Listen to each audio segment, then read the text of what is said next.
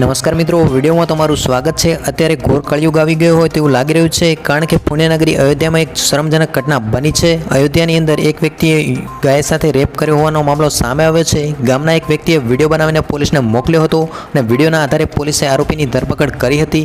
તો મિત્રો આપને જણાવી દઈએ કે આ સમગ્ર ઘટના અયોધ્યાની છે।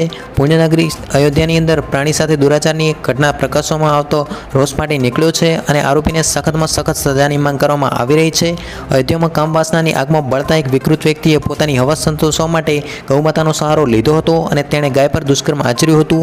કોઈએ વિકૃતિની આ ઘટનાનો કેમેરાની અંદર કેદ કરી લીધી હતી અને તેનો વિડીયો બનાવીને પોલીસને મોકલી આપ્યો હતો અને પોલીસે વિડીયોના આધારે આરોપી યુવાનની શોધખોળ કરીને તેને ઝડપી પાડ્યો હતો અને જેલ ભેગો કરી દીધો હતો। આ અંગે યુવાને રેપ કર્યાની કબૂલાત પણ કરી દીધી છે। તો મિત્રો આ સમગ્ર ઘટના અંગે તમારું શું કહેવું છે?